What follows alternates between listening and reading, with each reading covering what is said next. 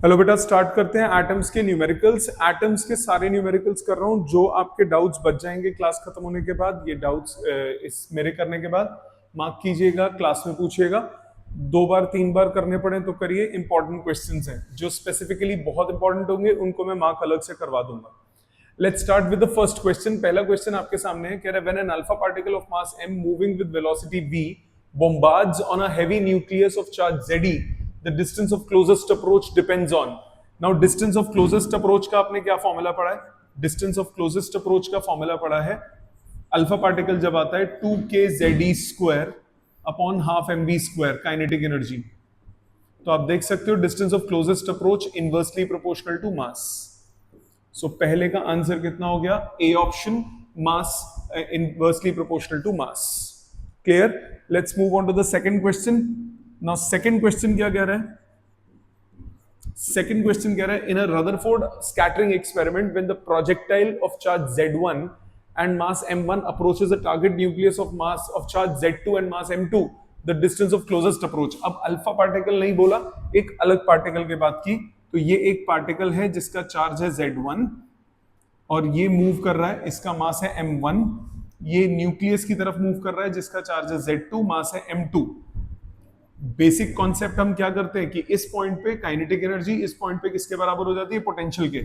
तो K Q1 Q2 by R, ये potential energy किसके बराबर? इनिशियली काइनेटिक एनर्जी के, half m1 v square.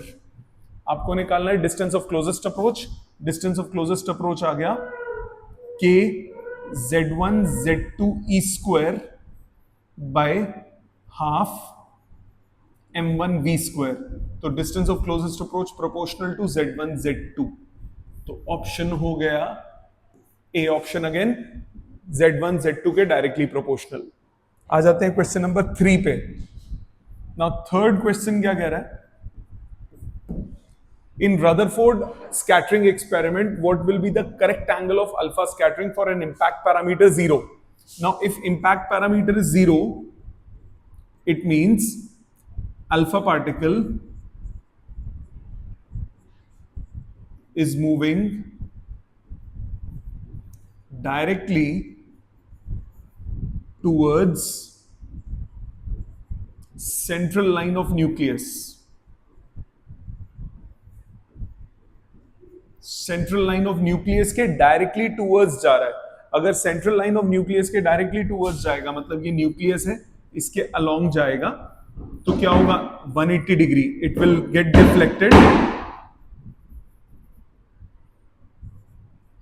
Deflected back. तो थीटा कितना हो गया? 180 डिग्री या पाई रेडियंस। सो 180 डिग्री पे वो डिफ्लेक्ट कर जाएगा। क्लियर? क्लियर है बेटा? कंटिन्यू करते हैं आगे। आगे आता है क्वेश्चन नंबर 4। अब से थोड़ी कैलकुलेशन ज्यादा है इसमें। क्वेश्चन नंबर 4 क्या कहता है? क्वेश्चन 4 कह रहा है determine the impact parameter of 5.286 mega electron volt alpha particle. अब आपको काइनेटिक एनर्जी दे दी अल्फा पार्टिकल की 5.286 मेगा इलेक्ट्रॉन वोल्ट। इसको कन्वर्ट करोगे किसमें? जूल्स में। 5.286 इंटू 1.6 इंटू 10⁻⁻13 जूल्स। ये एनर्जी है अल्फा पार्टिकल की scattered through 12 degree. Impact parameter निकालना है। इंपैक्ट पैरामीटर का formula K ZE square cot theta by 2 upon half mv square, यानी काइनेटिक एनर्जी। अब इसमें एक तो कैलकुलेशंस लंबी, दूसरा इसमें एक और चीज लंबी है। आपको टेबल्स यूज करके कॉट थीटा बाई 2 की वैल्यू, यानी इस केस में कॉट 6 की वैल्यू चाहिए होगी। तो K हो गया 9 इंटू 10⁻9, Z की वैल्यू 79, E की वैल्यू 1.6 इंटू 10⁻19, दूसरे E की 1.6 इंटू 10⁻19 E स्क्वायर था, cot 6 degree divided by kinetic energy. Kinetic energy की वैल्यू 5.286 इंटू 1.6 इंटू 10⁻13। सो 1.6 से 1.6 कट गया। सॉल्व करो। कॉट 6 डिग्री की वैल्यू टेबल्स में से मैं देख रहा हूं, कॉट 6 डिग्री 6 कॉट, ये आता है 9.51। कॉट 6 डिग्री की वैल्यू 9.51, तो ये हुआ 9 into 79 into 1.6 into 9.51 into 10 to the power, ऊपर आया 9 minus 19 minus 10 minus 10 minus 19 minus 29, denominator में आया 5.286 into 10 to the power minus 13। Solve करते हैं इसको, calculate this into 9 into 79 into 1.6 is equal to 10,000 something divided by 5.286, ये सॉल्व करके आता है 2047 2047.58 into 10 to the power minus 16, so solve करो 2.047 into 10 to the power minus 13 meters. ये आ गया आपका impact parameter, approximate answer. Got it. इसमें कैलकुलेशंस लंबी हैं, कोई कुछ कर नहीं सकता, करनी पड़ेंगी। आ जाते हैं फिफ्थ पे। फिफ्थ क्वेश्चन क्या कह रहा है? An alpha particle of energy 10 mega electron volt, energy alpha particle की दी है 10 mega electron volt, so 10 into 1.6 into 10 to the power minus 13 joules, मतलब 1.6 into 10 to the power minus 12 joules, ये एनर्जी दे दी है। Gets scattered through an angle of 180 degree, calculate the radius. Now when we consider bouncing back of alpha particle,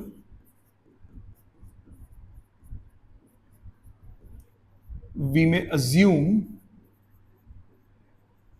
distance of closest approach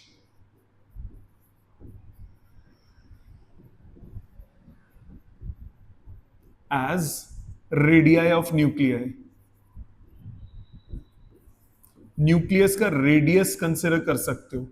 क्यों? क्योंकि हम क्या consider करते हैं, जो एलिमेंट, जो पार्टिकल सीधा आया, बाउंस बैक कर गया, तो वो टक्कर खा के हुआ। एक्चुअल में टक्कर नहीं होती, एक्चुअल में रिफ्लेक्शन होती है। क्योंकि वो रिफ्लेक्शन क्यों हो रही है? क्योंकि पॉजिटिव पॉजिटिव एक दूसरे को रिफ्लेक्ट बैक कर रहा है, रिपेल कर रहा है। तो हम अगर उसको कंसिडर कर लें कि वो कोलिजन होके वापस आया, तो रेडियस अप्रोक्सीमेटली हम मान सकते हैं distance of closest approach. Given data में यही करना पड़ेगा। डिस्टेंस ऑफ क्लोजेस्ट अप्रोच का फॉर्मूला अल्फा पार्टिकल है 2k ZE square upon kinetic energy. So 2 into K की value 9 into 10 to power 9, z की वैल्यू 79, e की value 1.6 into 10 to power minus 19 उसका whole square, divided by kinetic energy that is 1.6 into 10 to power minus 12। Solve करोगे answer आ जाएगा 2.275, ये आएगा into 10 to the power of minus 14 meter. ये हो गया question number 5। Let's move on to question number 6। Question 6 क्या कह रहा है? What is the distance of closest approach of 5 mega electron volt proton, alpha particle नहीं। अब फॉर्मूला बदल जाएगा, अब आप अल्फा पार्टिकल वाला फॉर्मूला नहीं लगा सकते, अब आपके पास प्रोटॉन है। तो ये प्रोटॉन है, ये न्यूक्लियस है, तो गोल्ड का ही है, यहां से रिफ्लेक्ट बैक हुआ। तो आप क्या करोगे? Kinetic energy is equal to potential energy K, proton का चार्ज E, न्यूक्लियस का charge ZE divided by R। तो R कितना हुआ? K ZE square by kinetic energy. K की वैल्यू कितनी? 9 इंटू 10 टू पावर 9, Z की वैल्यू 79, E की value 1.6 into 10 to power minus 19 into 1.6 into 10 to power minus 19 E square divided by kinetic energy है 5 mega electron volt, 5 into 1.6 into 10 to power minus 13 mega electron को convert किया, एक 1.6 cut गया, solve करोगे आ जाएगा 2.3 into 10 to power minus 14 meters. Logically clear, direct formula based, but ध्यान रखिए डिस्टेंस ऑफ क्लोजेस्ट अप्रोच बोला इस क्वेश्चन में, बट अल्फा पार्टिकल का नाम नहीं लिया। पार्टिकल कौन सा बोला है? प्रोटॉन। तो फॉर्मूला वो नहीं लगेगा, प्रोटॉन के लिए आपको नया बनाना पड़ेगा। Next question number 7 and 8। 8 में मिसप्रिंटिंग है, वो अभी बता देता हूं, पहले 7 पे आ जाइए। 7th में आपको बोला the figure shows energy level diagram of hydrogen atom. Very very very important question for your exam point of view. ये एनर्जी लेवल डायग्राम बनाया हुआ है इस क्वेश्चन में हाइड्रोजन एटम का। अब हाइड्रोजन एटम के लिए बात किया, find out the transition which results in emission of photon of wavelength 496 nanometer. कौन सा वाला ट्रांजिशन 496 नैनोमीटर पे करता है? तो आप हर एक के लिए वेवलेंथ निकालो, वो गधापन मत करो, इस वेवलेंथ के लिए एनर्जी निकाल लो और देख लो किसका डिफरेंस उस एनर्जी के बराबर है, वो आंसर हो जाएगा। सो आपने क्या किया, इस वेवलेंथ के लिए एनर्जी निकाली। एनर्जी कितनी हो गई? एनर्जी हो गई H C by lambda. H 6.6 into 10 to power minus 34, C है 3 इंटू 10 टू पावर 8, वेवलेंथ है 496 नैनोमीटर और इसको डिवाइड कर दो 1.6 इंटू 10 टू पावर माइनस 19 से, ये कन्वर्ट हो जाएगा इलेक्ट्रॉन वोल्ट में। सॉल्व करो, सॉल्व करके कितना आएगा? ऊपर आ जाएगा 19.8 into 10 to the power minus 26, denominator में 496 into 1.6 into 10 to the power minus 28, तो ऊपर आ गया 1980 डिवाइडेड बाय 496 इंटू 1.6, ये आता है 793.6। इसको डिवाइड करो, 1980 डिवाइडेड बाय 793.6, ये आता है 2.49, अप्रोक्सीमेटली 2.5 वोल्ट, 2.5 इलेक्ट्रॉन वोल्ट। अब हर एक के लिए इंडिविजुअली चेक करो। पहले ए के लिए बात करते हैं, ध्यान से देखना बेटा। ए के लिए बात करें, ए के लिए ट्रांजिशन क्या है? फोर्थ से थर्ड पे। ए के लिए है E4 माइनस E3, हर एक के लिए पहले लिख लेता हूं। फिर बी के लिए है E4 माइनस E2, सी के लिए है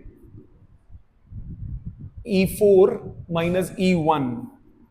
सबके लिए निकालने की जरूरत नहीं है, पहले एक दो निकालोगे समझ में आ जाएगा आपको। डी के लिए E3 minus E2, outer minus inner करते हैं, और ई के लिए E3 माइनस E1, और एफ के लिए E2 माइनस E1। इन सबके लिए निकालना है। अब E1 की वैल्यू क्या होती है? E1 होता है ग्राउंड स्टेट का minus 13.6 electron volt, E2 minus 3.4 electron volt, E3 minus 1.51 electron volt, E4 minus 0.85 electron volt and so on. Value डालो, E4 माइनस E3 माइनस 0.85, ये है आपके पास माइनस 0.85, इसको सब्ट्रैक्ट करना है किससे आपको? 1.51 प्लस 1.51, ये आता है 0.66 electron volt. Second E4 minus E2, E4 is 0.85, E2 is minus 3.4, तो 3.4 में से 0.85 माइनस करोगे, ये आता है 2.55 इलेक्ट्रॉन वोल्ट। आपका सेकंड वाले का तो आंसर आ गया, अप्रोक्सीमेट 2.55। सी पे आओ, E4 minus E1, E4 minus E1, so minus 0.85 में से 13.6 माइनस करो, ये आता है 12.75 इलेक्ट्रॉन वोल्ट। फिर E3 माइनस E2 डी के लिए, E3 माइनस E2 करोगे, ये आ जाएगा E3 माइनस E2, 3.4 में से सब्ट्रैक्ट करो 1.51, ये आ जाएगा 1.89 इलेक्ट्रॉन वोल्ट। फिर E3 minus E1, E3 minus E1 12.09 electron volt. फिर E2 minus E1, E2 minus E1, ये आ जाएगा 10.2 इलेक्ट्रॉन वोल्ट। अब इसके रिजल्ट्स पे आते हैं। फर्स्ट पार्ट में क्या बोला? कोरस्पॉन्ड कर रहा है कौन सा? B part. फर्स्ट का हो गया B option, B. For B you have the same energy. और सेकेंड पार्ट के लिए which transition correspond to maximum wavelength?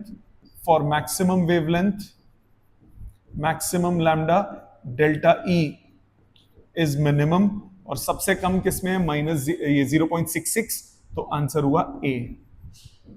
ठीक है, इस टाइप का एग्जाम में काफी बार आता है क्वेश्चन। आ जाते हैं नेक्स्ट पे, क्वेश्चन नंबर 8 पे। When the hydrogen atom is raised from ground state to excited state, ground state से एक्साइटेड स्टेट, एनर्जीज की बात की है। यहां पे पोटेंशियल एनर्जी करेक्शन कर लो, ये एब्जॉर्प्शन स्पेक्ट्रम नहीं है, both kinetic and potential energy है, करेक्शन कर लो इसमें। सो इसमें आ जाते हैं ग्राउंड टू एक्साइटेड। सो अगर मैं टोटल एनर्जी की बात करता हूं तो वो ग्राउंड स्टेट पे कितनी होती है? ग्राउंड स्टेट पे हो जाती है -13.6 इलेक्ट्रॉन वोल्ट। अब सपोज मैं फर्स्ट एक्साइटेड स्टेट की बात करता हूं तो ये हो जाती है -3.4 इलेक्ट्रॉन वोल्ट। अगर मैं पोटेंशियल एनर्जी की बात करता हूं तो वो टोटल का डबल होती वो भी नेगेटिव में। तो ग्राउंड स्टेट में टोटल एनर्जी होगी -27.2, पोटेंशियल होगी -27.2 इलेक्ट्रॉन वोल्ट, और फर्स्ट एक्साइटेड स्टेट पे कितनी हो जाएगी? -6.8 इलेक्ट्रॉन वोल्ट। मतलब जैसे जैसे आप अंदर से बाहर जाओगे टोटल एनर्जी भी बढ़ेगी और पोटेंशियल एनर्जी भी बढ़ेगी। और काइनेटिक एनर्जी पे क्या इफेक्ट होता है? काइनेटिक एनर्जी इसका पॉजिटिव होता है। तो ग्राउंड स्टेट पे काइनेटिक एनर्जी कितनी होगी? +13.6 इलेक्ट्रॉन वोल्ट, और फर्स्ट एक्साइटेड स्टेट पे काइनेटिक एनर्जी कितनी होगी? 3.4 इलेक्ट्रॉन वोल्ट। तो देखो काइनेटिक एनर्जी की वैल्यू कम हो गई, तो potential energy increases, kinetic energy decreases.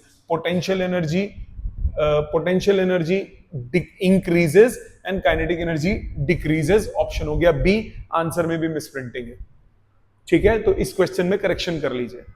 Got it? आ जाते हैं नेक्स्ट क्वेश्चन पे, क्वेश्चन नंबर 9 पे।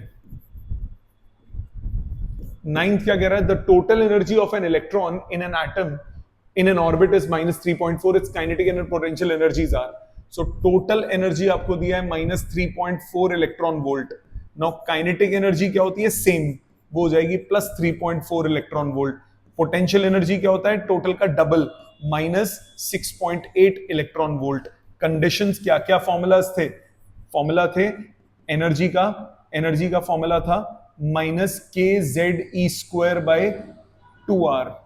काइनेटिक एनर्जी का था +kZe²/2r। पोटेंशियल एनर्जी का था -kZe²/r। So potential energy double होती है, काइनेटिक एनर्जी क्या हो जाती है? टोटल का सेम। सो इसका आंसर हुआ +3.4 is kinetic and -6.8 is potential energy. तो ऑप्शन हो गई सी ऑप्शन। आ जाते हैं नेक्स्ट पे, क्वेश्चन नंबर 10 पे। 10th कह रहा है calculate the radius of the third orbit of electron in hydrogen atom, also calculate the energy of electron in that atom.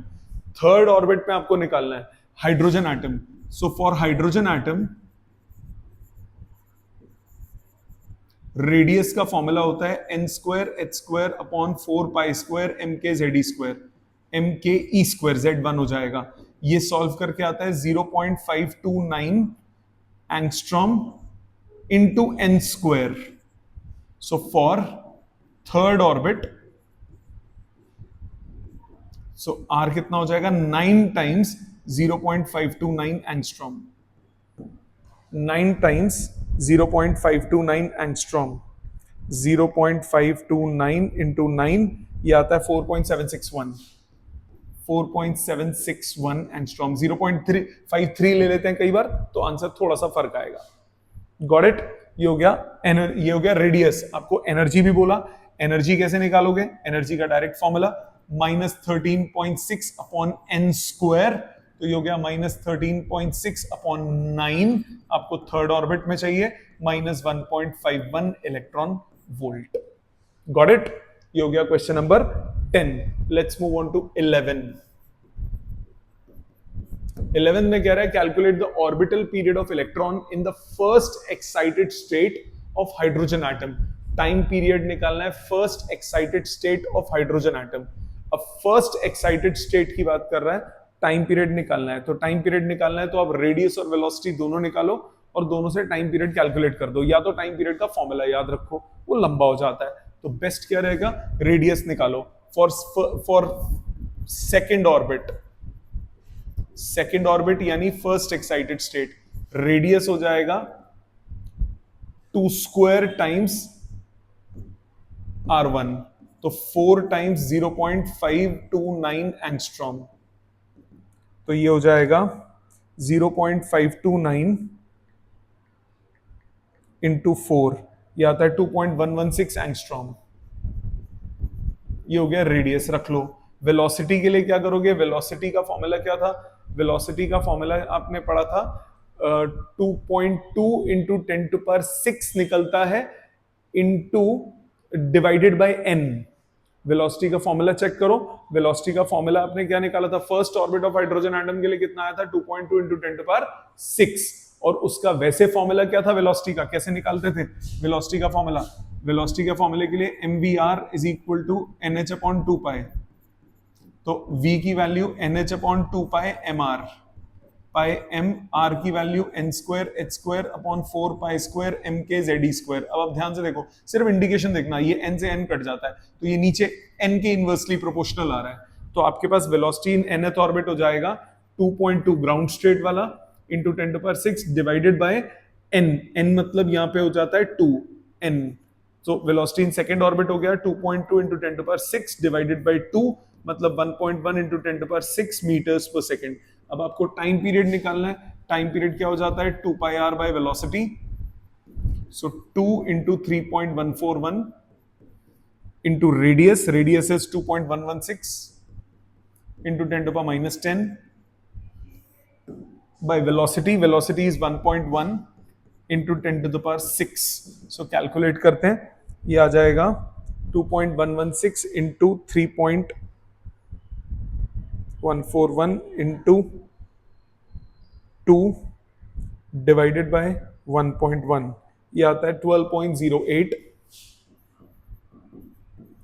into 10⁻16 seconds, so 1.208 into 10⁻15 seconds। ठीक है जी, ये हो गया क्वेश्चन नंबर 11। आ जाते हैं 12th पे। 12th में कह रहा है obtain the ratio of the de Broglie wavelength associated with an electron orbiting in the second and the third excited state of hydrogen atom। Second and third excited state, de Broglie wavelength का formula क्या होता है? Lambda is equal to h upon mv, lambda is equal to h upon mv, so lambda is inversely proportional to v, v is inversely proportional to n, तो lambda directly proportional to n because v is inversely proportional to n, so lambda directly proportional to n। किसकी बात की है? Second and third excited state. Second excited state मतलब third energy level, third excited state मतलब fourth energy level, lambda in third energy level divide by lambda in fourth energy level is 3/4। Second excited state is third energy level,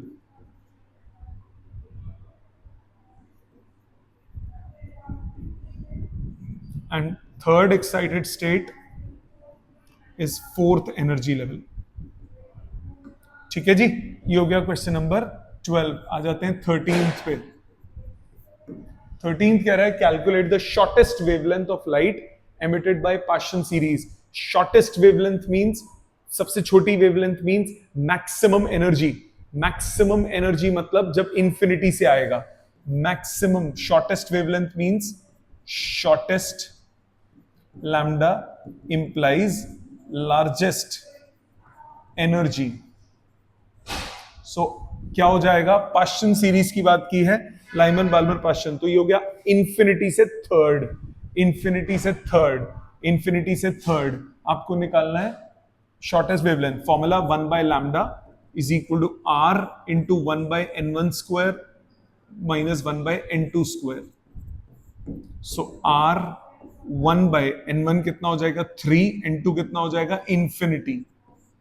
so lambda कितना हो गया? 9/r। So 9 upon 1.1 into 10⁻7, 9 upon 1.1 into 10⁻7 solve करोगे, आ जाएगा answer 8.18 into 10⁻−8 metres. Got it? Shortest wavelength means maximum energy और minimum wavelength means maximum energy और maximum wavelength means minimum energy. Clear? ये हो गया क्वेश्चन नंबर 13। आ जाते हैं 14th पे। 14th में क्या बोल रहा है? 14th में बोला the electron in hydrogen atom makes a transition n1 to n2 where n1 and n2 are the principal quantum numbers of the two states, मतलब shell number. Assuming Bohr's model to be valid, the time period of electron in the initial state is 8 times that of final state. Possible values of n1 and n2. Time period. अब एक बात ध्यान से सुनो, time period होता है proportional to, time period proportional to 2 pi r by velocity, r by velocity. अब radius directly proportional to n square है, radius directly proportional to n square है और velocity inversely proportional to n है। तो inversely proportional to n हो गया, तो ये directly proportional to n cube हो गया। आपको क्या बोला, assuming Bohr model, electron in the initial state is 8 times that of final state. So T1 by T2 is N1 cube by N2 cube. ये डबल दिया हुआ है, तो इनिशियल इज 8 टाइम्स, तो T1 is 8 times T2, T2 cut गया, ये 8 is equal to N1 cube upon N2 cube, so N1 आ गया ट्वाइस ऑफ N2। सो अब इसमें डाल के देख लो, N1 double of N2 first में नहीं है, N1 twice of N2 first में नहीं है, एक मिनट क्यूब था ना, क्यूब रूट किया, डबल आ रहा है और डबल आ रहा है, तो आंसर हो गया इसका डी ऑप्शन। इसमें ए बी सी ये डी होगा, तो डी ऑप्शन आंसर हो गया। ठीक है, इसको चेक कर लेते हैं एक बार दोबारा। Time period proportional to r by n, radius होता है प्रोपोर्शनल टू एन स्क्वायर, और वेलोसिटी होता है इनवर्सली प्रोपोर्शनल टू एन, तो एन क्यूब के प्रोपोर्शनल आपको दे दिया 2। ठीक है, सो डबल आ रहा है इसका आंसर, तो ऑप्शन हो गया डी ऑप्शन। करेक्शन इसमें भी कर लीजिए प्लीज। चलें आगे, इसमें करेक्शन कर लिया आप लोगों ने। आ जाते हैं नेक्स्ट क्वेश्चन नंबर 15 पे। 15 कह रहा है, in the spectrum of hydrogen the ratio of the longest wavelength in the Lyman series to the longest wavelength in the Balmer series is. Longest wavelength in Lyman to longest wavelength in Balmer निकाल के देख लो। By chance, वैसे तो formulas मैंने आपको बताए हैं इसके, बट बाई चांस आप एग्जाम में भूल गए, नहीं ध्यान आ रहा, कोई फर्क नहीं पड़ता, 1 मिनट लगता है। लॉजिकली सोचो, longest wavelength means minimum energy, minimum energy मतलब एडजॉइनिंग, एडजेसेंट से ग्राउंड स्टेट पे आना। तो आपको क्या बोला, spectrum of hydrogen, the ratio of the longest wavelength in Lyman. Lyman की बात अगर मैं करता हूं, लाइमन सीरीज की बात करता हूं, longest wavelength mean minimum energy हो जाएगा E2 minus E1, E2 minus E1, second से फर्स्ट, तो इसका 1 बाय लैम्डा 1 बोल दिया। लैम्डा मिनिमम है, लॉन्गेस्ट वेवलेंथ है, लैम्डा मैक्सिमम है, पर मैंने लाइमन के लिए लैम्डा L ले लेता हूं, तो R into 1 by N1 square minus 1 by N2 square, तो इसका आया 1 बाय लैम्डा लाइमन सीरीज का, R इंटू 1 माइनस 1 बाय 4, ये हो गया 3 by 4। So lambda Lyman series के लिए आ गया 4 बाय 3R। दूसरा बोल रहा है longest wavelength of Balmer. For Balmer series, Balmer के लिए लॉन्गेस्ट वेवलेंथ हो जाएगा थर्ड से सेकंड, तो इसके लिए लैम्डा फॉर बाल्मर ये हो गया R into 1 by 2 square minus 1 by 3 square, so R into 1 by 4 minus 1 by 9, ये आ गया 5 बाय 36, तो लैम्डा बाल्मर का हुआ 36 बाय 5R। नंबर 2, आपको इनका रेशियो निकालना है। फॉर्मूला याद हो तो नथिंग लाइक इट, नहीं हो तो 2 मिनट लगते हैं निकालने में। Lambda for Lyman divided by lambda for Balmer कितना हो जाएगा, 4 by 3R divided by 36 by 5R, R से R कट गया 9, आंसर आ गया 5 बाय 27, 5 बाय 27 सी ऑप्शन। ठीक है जी, आ जाते हैं अगले क्वेश्चन पे, क्वेश्चन नंबर 16। 16 क्या कह रहा है, 16 कह रहा है calculate the ratio of frequencies of radiation emitted due to transition of electrons in hydrogen atom from its second permitted energy level to first level. Ratio of the frequencies of radiation second to first, H nu is equal to E2 minus E1। एक काम करते हैं, wavelength वाले फॉर्मूले से कर लेते हैं, उससे आसान हो जाएगा करना। रेशियो ऑफ द फ्रीक्वेंसीज बोला है ना, 1 बाय लैम्डा, ये होता है R into 1 by N1 square minus 1 by N2 square. पहले जनरलाइज फॉर्मूला निकाल लेते हैं, उससे कैलकुलेशंस इजी होगी, क्योंकि अगर मैं एनर्जी का फॉर्मूला लिख के H न्यू करता हूं तो फिर मुझे इलेक्ट्रॉन वोल्ट को जूल में कन्वर्ट करने के लिए E से मल्टीप्लाई करके दिखाना पड़ेगा। वो उससे भी जाएगा, कोई दिक्कत नहीं है। अगर ऐसे करते हो तो भी कर सकते हो। सो लैम्डा है, C बाय लैम्डा क्या होता है, फ्रीक्वेंसी क्या होता है, V is equal to nu lambda, frequency होता है वेलोसिटी बाय वेवलेंथ। वेलोसिटी से दोनों तरफ मल्टीप्लाई करो, फ्रीक्वेंसी आ गया CR 1 by N1 square minus 1 by N2 square. C से मल्टीप्लाई किया, सी बाय लैम्डा हो गया फ्रीक्वेंसी, यहां सी बच गया। अब आ जाते हैं फॉर फर्स्ट पार्ट। इसका फर्स्ट पार्ट बोला second permitted energy level to first level कितनी होगी, c r second to first, 1 square minus 1 by 2 square, 1 minus 1 by 4, 3 by 4। Second part में क्या बोला, highest permitted energy level to second permitted energy level. Highest मतलब infinity, second मतलब 2, 1 by 2 square minus 1 by infinity का square, तो ये आ गया सी आर बाय 4। रेशो ले लो, न्यू 1 बाय न्यू 2, कितना आंसर आया, न्यू 1 बाय न्यू 2 का आंसर आया, सी आर कट गया 3:1। Got it. ये हो गया क्वेश्चन नंबर 16। आ जाते हैं 17th पे। 17th में कह रहा है calculate the orbital period of electron in the first excited state of hydrogen atom. Orbital period same वही, रेडियस निकालो, रेडियस निकालो, वेलोसिटी निकालो, 2 पाई आर बाय वेलोसिटी कर दो।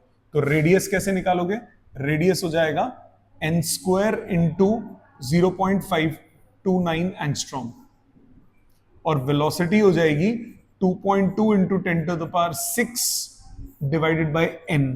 पहले फॉर्मूला निकाल लेते हैं। टाइम पीरियड हो गया 2 pi R divided by velocity, so 2 pi into 0.529 angstrom या 10 टू द पावर -10 लिखो, divided by 2.2 into 10 to the power 6, और ऊपर आ जाएगा n क्यूब। अब देखो ये पाई से कट रहा है, 22/7, 2 into 22/7, 0.529 into 10 to the power -10 upon 22 into 10 to the power 5 into n cube. n कितना है, कौन सा बोला, first excited state. First excited state मतलब सेकेंड एनर्जी लेवल, तो 2 का क्यूब। अब ये 22 से 22 काटो, अब बचा हुआ सिंप्लीफाई करो, आपके पास आंसर आ जाएगा। Got it. लॉजिकली समझ में आ गया। अलग अलग करके डिवाइड भी कर सकते हो, ऐसे भी कर सकते हो, चॉइस आपकी है। Clear. Next question number 18। 18th में कह रहा है the wavelength of first member of Lyman series is इतना, calculate the wavelength of the third member of Balmer series. पहले ध्यान दो, first member of Lyman series is 1216, मतलब इसमें रिडबर्ग कांस्टेंट का फॉर्मूला आपको यूज नहीं करना है, आर की वैल्यू यूज नहीं करनी। So 1 by lambda for Lyman, first member of Lyman कितना होगा, R into 1 by 1 square minus 1 by 2 square, first member बोला। सो r इंटू 3/4, ये 1 बाय लैम्डा फॉर लाइमन हो गया। आपको बोला calculate the wavelength of third member of Balmer. Balmer की बात की, थर्ड मेंबर, बाल्मर का थर्ड मेंबर कौन सा होगा बेटा, फर्स्ट मेंबर कौन सा होगा, थर्ड टू सेकंड, सेकंड होगा फोर्थ टू सेकंड, थर्ड होगा फिफ्थ टू सेकंड, तो बाल्मर का थर्ड मेंबर होगा फिफ्थ से सेकंड। लाइमन का फर्स्ट कौन सा था, सेकंड से फर्स्ट, तो 1 बाय लैम्डा फॉर बाल्मर कितना आया, r into 1 by 2 square minus 1 by 5 square, so r into 25 minus 4 21 by 100। दोनों को डिवाइड कर दो, lambda for Balmer divided by lambda for Lyman, this divide by this किया, r cut गया, 3/4 divided by 21 by 100।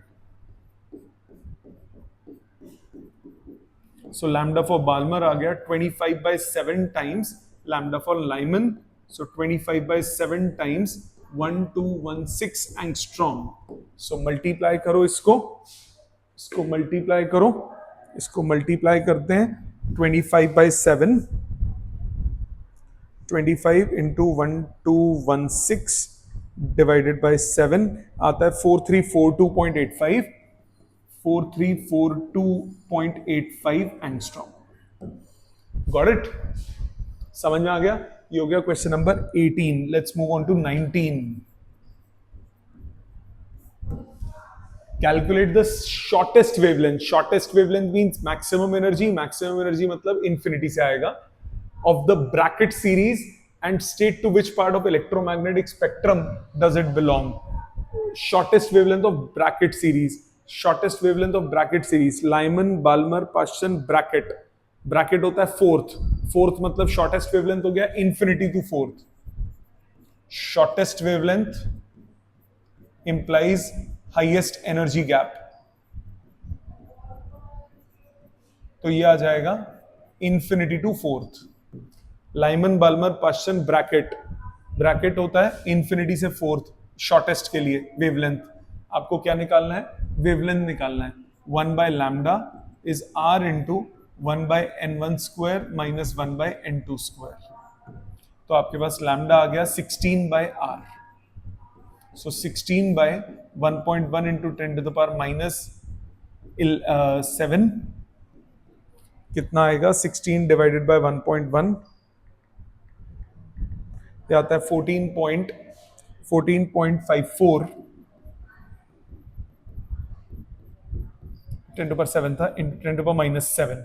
सो 1.454 या 1454.5 nanometre. और ये किसको बिलोंग करता है? ये बिलोंग करता है इंफ्रारेड को। ठीक है, समझ में आ गया है सबको? नेक्स्ट आ जाते हैं क्वेश्चन नंबर 20 पे। क्वेश्चन 20 क्या कह रहा है? 20 कह रहा है given calculate the kinetic energy and potential energy of electron in the first orbit of hydrogen atom. अब first orbit of hydrogen atom में टोटल एनर्जी होती है -13.6 इलेक्ट्रॉन वोल्ट। काइनेटिक एनर्जी होगी इसका सेम पॉजिटिव वैल्यू, और potential energy हो जाएगी इसकी डबल -27.2 इलेक्ट्रॉन वोल्ट। 21 पे आ जाओ। The ground state energy of hydrogen atom is -13.6। Ground state पे एनर्जी है -13.6 electron volt. Kinetic and potential energies फिर से सेम क्वेश्चन है, तो सेम वैल्यूज दोनों। ठीक है, नेक्स्ट क्वेश्चन नंबर 22। एग्जाम के लिए इंपॉर्टेंट क्वेश्चन है, स्कूल एग्जाम में काफी आता है। 22 में क्या कह रहा है? 22 में कह रहा है find the relation between three wavelengths lambda 1, lambda 2, lambda 3। So A B C तीन एनर्जी स्टेट्स दिए हैं। जो लैम्डा 1 है that is from C to B, lambda 2 is from B to A, and lambda 3 is from C to A. lambda 1, lambda 2, lambda 3 का relation चाहिए, तो lambda 1 क्या होगा? 1 by lambda 1 is equal to R into 1 by n1 square. कितना हो जाएगा? 1 by n1 square. एक काम करते हैं, इसको n1, n2 और n3 ले लेते हैं। n1, n2 और n3 ले लेते हैं। So 1 by n2 square minus n3 square, n2 square minus n3 square. इसी तरह 1 बाय लैम्डा 2 अगर निकालूं, r इंटू लैम्डा 2 ये नीचे वाला है, 1 by n1 square minus 1 by n2 square. Similarly 1 by lambda 3 निकालें अगर स्टार्टिंग से एंडिंग तक, r into 1 by n1 square minus 1 by n3 square. Add करो फर्स्ट एंड सेकंड को, n2 एलिमिनेट हो जाएगा।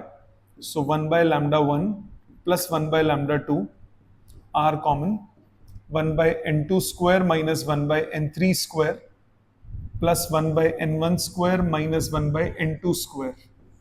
n2 स्क्वायर एलिमिनेट हो गया, ये आपके पास बचा 1 बाय लैम्डा 3, तो आपके पास रिलेशन आया 1 by lambda 1 plus 1 by lambda 2 equal to 1 by lambda 3। ठीक है, आ जाते हैं 23rd पे। ये इंपॉर्टेंट क्वेश्चन था 22। 23rd कह रहा है using the Rydberg formula calculate the wavelength of first 4 spectral lines in Lyman series of hydrogen. First 4, तो फर्स्ट कौन सी होगी? फर्स्ट होगी सेकेंड से पहले पे जब जाएगा। So 1 by lambda 1 is r into 1 by 1 square minus 1 by 2 square. तो ये आ जाएगा, इससे लैम्डा 1 आ जाएगा 3/4r। 3/4r कैलकुलेट करोगे 1218 एंगस्ट्रॉम। इसके बाद सेकंड मेंबर कौन सा होगा, जो जाएगा थर्ड से first. So 1/λ2 is r into 1/1² minus 1/3 square. So इससे λ2 आ जाएगा 9/8r। 9/8r कैलकुलेट कर लोगे, आंसर आ जाएगा 1027 एंगस्ट्रॉम। इसी तरह से थर्ड एनर्जी लेवल, ये थर्ड जो होगा, थर्ड मेंबर वो जाएगा fourth to first, 1/λ3 r into 1/1² minus 1/4 square. Solve करोगे λ3 आ जाएगा 16/15r। सॉल्व करोगे 974.3 एंगस्ट्रॉम। और फोर्थ मेंबर जो होगा वो होगा फिफ्थ से first, that is 1/λ4 is r into 1/1² minus 1/5 square. तो λ4 आ जाएगा 25/24r। ये सॉल्व करके आएगा 951.4 एंगस्ट्रॉम। ठीक है जी, ये हो गया 23rd। Let's move on to 24th। 24th कह रहा है calculate the wavelength of H alpha line. H alpha का कभी भी लिखा हो वो होता है first member of Balmer, H beta लिखा हो वो होता है second member of Balmer. So calculate the wavelength of H alpha line और the longest wavelength of the Balmer series. So H alpha line of Balmer का मतलब क्या हो गया, 1/λ first member of Balmer, first member of Balmer series. First member of Balmer का मतलब क्या हुआ, कहां से कहां तक, थर्ड से सेकंड में गए। So 1/λ is r into 1/2 square minus 1/3 square. So 1/λ is equal to r into 1/4 minus 1/9। तो लैम्डा की वैल्यू आ गई 36/5r। 36/5r। सो 36/5r वैल्यू डालो, 36 divided by 5 divided by r की वैल्यू 1.097 बोली है तो वही लेनी पड़ेगी। ये आता है 6.56, 6.563 इंटू 10⁻⁻7 मीटर, मतलब 656.3 नैनोमीटर। ठीक है जी, आ जाते हैं 25th पे। 25th कह रहा है the energy of an electron in nth orbit is given by इतना। nth ऑर्बिट में एनर्जी दी है -13.6 upon n square electron volt. Determine the energy required to take an electron from ground state to second excited state. Second excited state मतलब third energy level, E3 minus E1। E3 कितना हो गया, -13.6 upon 9 minus E1 कितना है, -13.6 upon 1। Answer हुआ 13.6 minus 1.51, ये आ गया 12.09 वोल्ट, इलेक्ट्रॉन वोल्ट। ठीक है जी, ये हो गया 25th। क्लियर है यहां तक। नेक्स्ट देखिए, नेक्स्ट इज क्वेश्चन नंबर 26। 26 में कह रहा है the wavelength of H beta line of Balmer is इतना। एच बीटा दिया हुआ है, H beta of Balmer is second member of Balmer। second member of Balmer हो गया फोर्थ से second. so 1/4861 angstrom is r into 1/2 square minus 1/4 square। so r into 1/4 minus 1/16। 16 LCM low, 4 minus 1, सो ये आ गया r into 3/16। रख लो संभाल के। आपको एच अल्फा निकालना है इसकी हेल्प से। एच अल्फा कैसे निकालोगे, 1/λ is equal to r into H alpha मतलब थर्ड से second, first member of Balmer series, first member. So r into 1/2 square minus 1/3 square. Solve करो, 4 9 चौक 36, 9 में 4 गए 5 सेकेंड, दोनों को डिवाइड कर दो lambda divided by this, this divide by this, तो ये डिनोमिनेटर में आ जाएगा 4861 angstrom is equal to this divided by this किया था मैंने, सो ये आ गया 3r/16 divided by 5r/36, r से r कट गया, 4 4 9 4 लैम्डा आ गया 9×27 इंटू 4861 एंगस्ट्रॉम। सॉल्व करोगे 27 4861 इंटू 27 डिवाइडेड बाय 20, ये आता है 6562.3 6562.35 एंगस्ट्रॉम। ठीक है जी, ये हो गया, समझ में आ गया। ये होता है 26, आ जाते हैं 27 पे। 27 क्या कह रहा है? 27 कह रहा है calculate the energy difference in the electron volt between ground state and first excited state. First excited is second energy level, ground state is first, so second पे कितना होता है? -13.6 upon 2 square minus 13.6 upon 1 square. Solve करो, ये हो गया -3.4 plus 13.6, ये आ गया 10.2 electron volt. Easy question. So energy के बेसिक आने चाहिए आपके, फटाफट फॉर्मूला लगते जाते हैं, आंसर आता जाता है। आ जाते हैं 28th पे। 28th में क्या कह रहा है? 28th क्वेश्चन में कह रहा है how much energy will be released if an electron in n equal to 3 orbit of hydrogen atom jumps down to n equal to 2 orbit. How much energy is released? Energy कितना होगा? E outer minus E inner, E3 minus E1. So minus 13.6 upon 9 minus of minus 13.6 upon 1. ठीक है ना? n equal to 2 बोला था, sorry, E3 minus E2, तो ये हो जाएगा 4, तो ये आ जाएगा -1.51 प्लस 3.4, सो 3.4 में से 1.51 1.89 इलेक्ट्रॉन वोल्ट। ये हो गया पहले पार्ट का आंसर। आगे क्या बोला? सेकंड पार्ट में क्या बोल रहा है? What is the wavelength of the radiation emitted. अब आपको एनर्जी पता है, इसको hc बाय लैम्डा के इक्वल कर दो। hc bye lambda is equal to 1.89 into 1.6 into 10⁻⁻19। ऐसे भी कर सकते हो, रिडबर्ग कांस्टेंट वाला फॉर्मूला भी लगा सकते हो। सो वेवलेंथ कितना हुआ?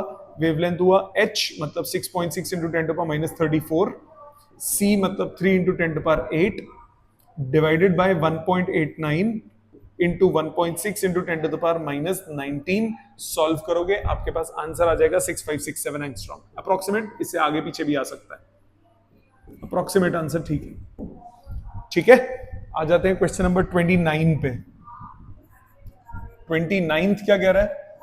What is the 3 longest wavelength spectral lines emitted by hydrogen atom as it falls to n equal to 1 from higher?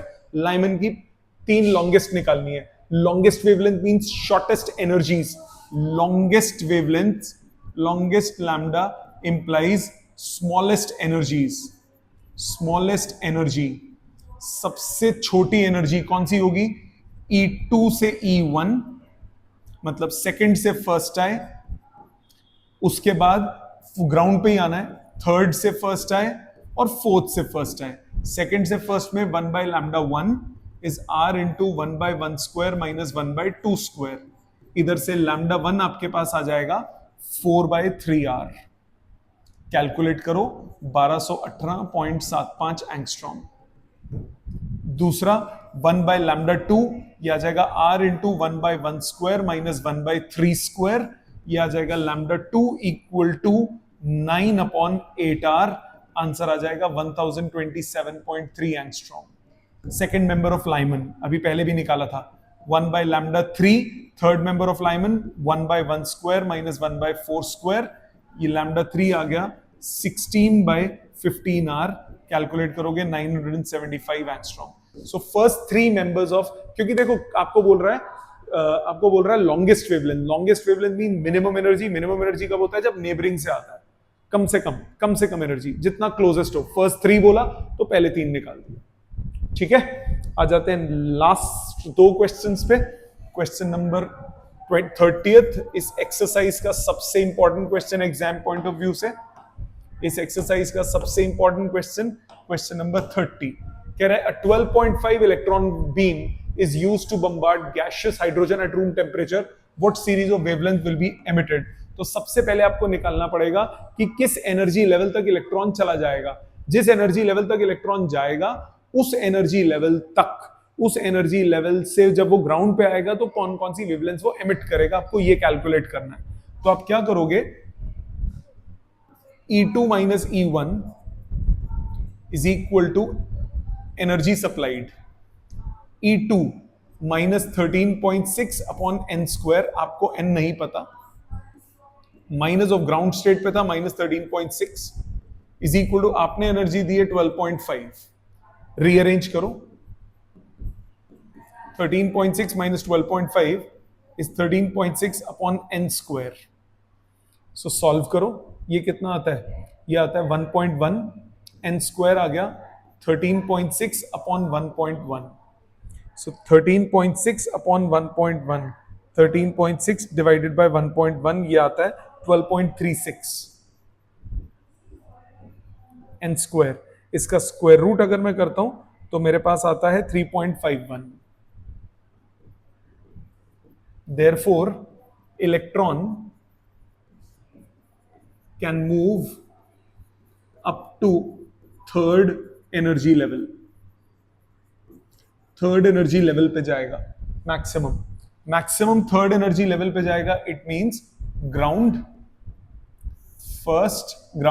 First excited, second excited, मतलब थर्ड एनर्जी लेवल। तो इससे जब वो वापस आएगा तो कौन कौन सी ट्रांजिशन होगा, थर्ड से सेकंड, थर्ड से फर्स्ट, सेकंड से first. So there are 3 possibilities, 2 Lyman और एक बाल्मर। सो फर्स्ट जो होगा वो हो जाएगा, कोई भी ले लो, थर्ड से सेकंड ले लो एक, ये हो जाएगी बाल्मर। इसको अगर मैं कैलकुलेट करूं 1 by lambda is equal to are into 1 by 2 square minus 1 by 3 square.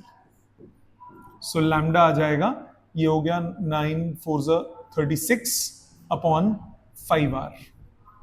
So calculate करो 36 upon 5r, so 36 divided by 5 divided by 1.1, ये आता है 6.545, 6.545 into 10 to the power minus 7 metres. एक ही हो गई, और ये कौन सी है, बाल्मर।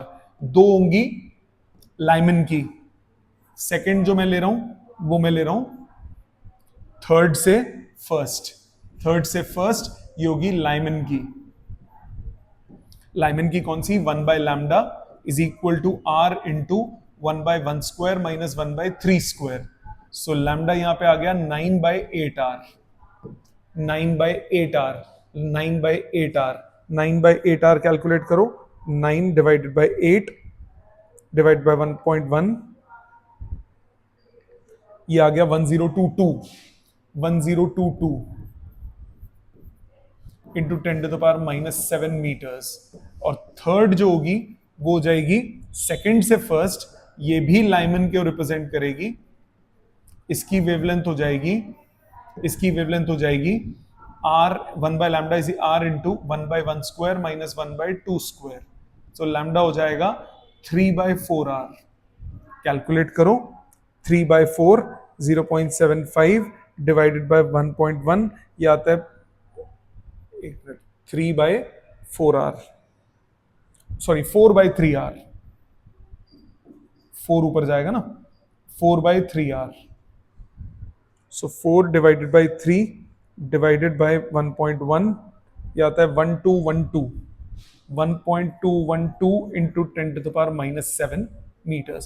सो 2 होंगी लाइमन की और एक होगी बाल्मर की। ये बहुत इंपॉर्टेंट क्वेश्चन है, एनसीईआरटी का सॉल्व्ड एग्जांपल है, सॉरी बैक एक्सरसाइज का क्वेश्चन है। इसको करने के लिए कि थर्ड एनर्जी लेवल तक जाएगा, आप ऐसे भी कर सकते हो कि फर्स्ट से सेकंड में जाएगा, गैप कितना है, फर्स्ट से थर्ड पे जाएगा, गैप कितना है, फर्स्ट से फोर्थ पे गैप कितना है। जैसे ही गैप फोर्थ से उससे 12.5 से ज्यादा हो जाए तो वहां नहीं जाएगा, तो वैसे भी अप्रोच ले सकते हो, बट वो हिट एंड ट्रायल हो जाएगा, ये डिसाइसिवली आपके पास आएगा।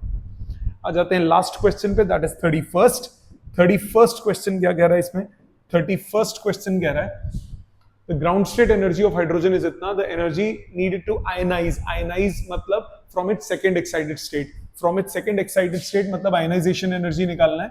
सो सेकंड एक्साइटेड स्टेट से तो ये हो जाएगा E3 minus E infinity, E infinity minus E3, E infinity 0, E3 minus 13.6 upon 9, ये होगा 1.51 इलेक्ट्रॉन वोल्ट। आयनाइज करना है, आप इंफिनिटी पे ले जाना चाहते हो, आंसर हो गया 1.51 इलेक्ट्रॉन वोल्ट। तो ये थे आपके एटम्स के सारे न्यूमेरिकल्स। आपको करना क्या है, इनको तमीज से घर पे करिए, कोई नहीं समझ में आता क्लास में पूछिए। Thank you very much.